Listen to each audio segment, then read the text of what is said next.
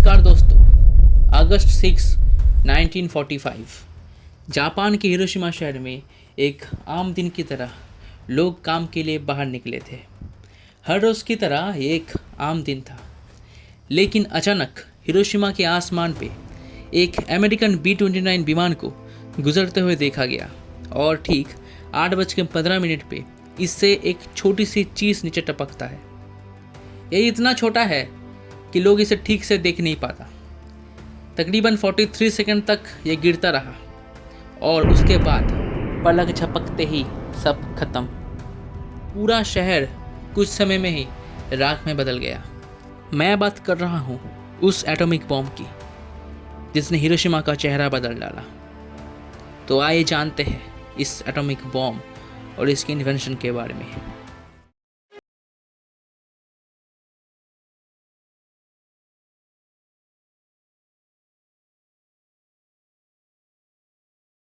ये सब शुरू हुआ था वर्ल्ड वॉर 2 की वजह से।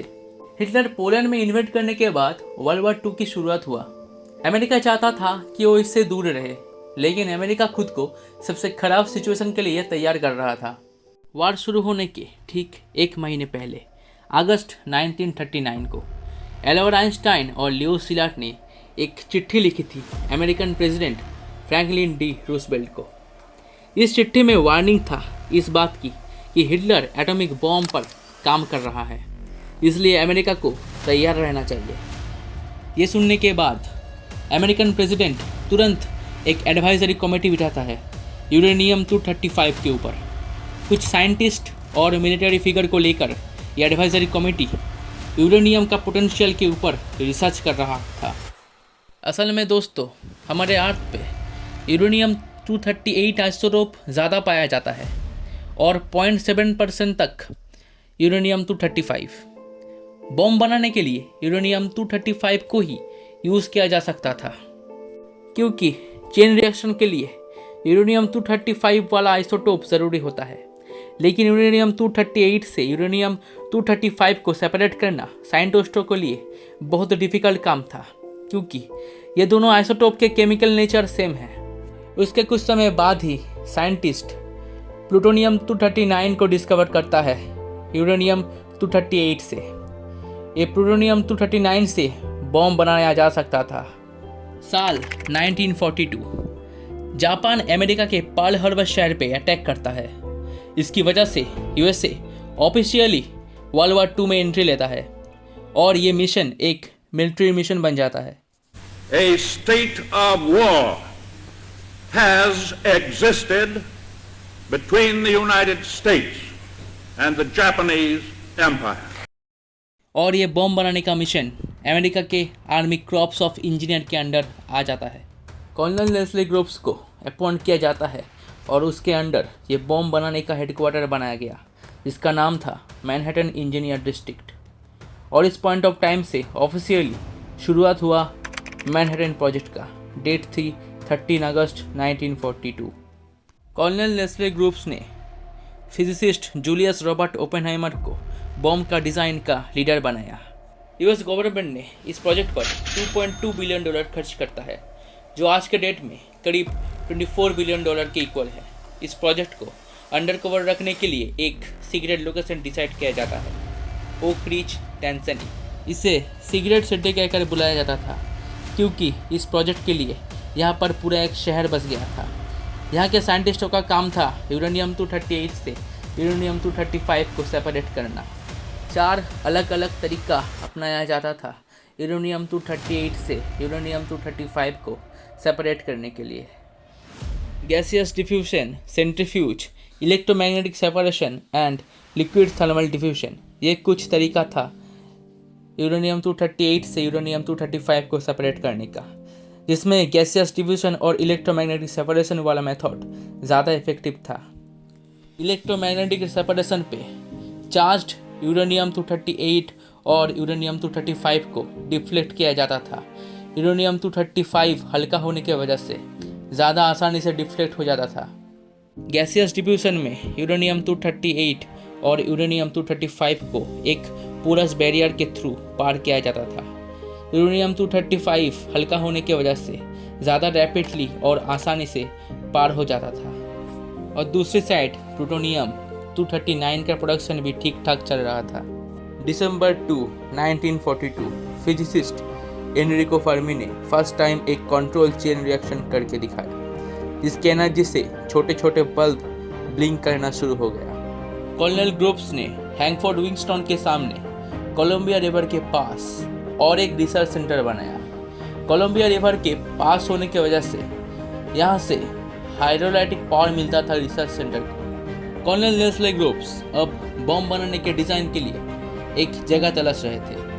तभी ओपेनहाइमर उनको न्यू मैक्सिको के लॉस एलमोस के बारे में बताया और लॉस एलमोस को प्रोजेक्ट वाई यानी कि बम डिज़ाइनिंग के लिए चुना गया।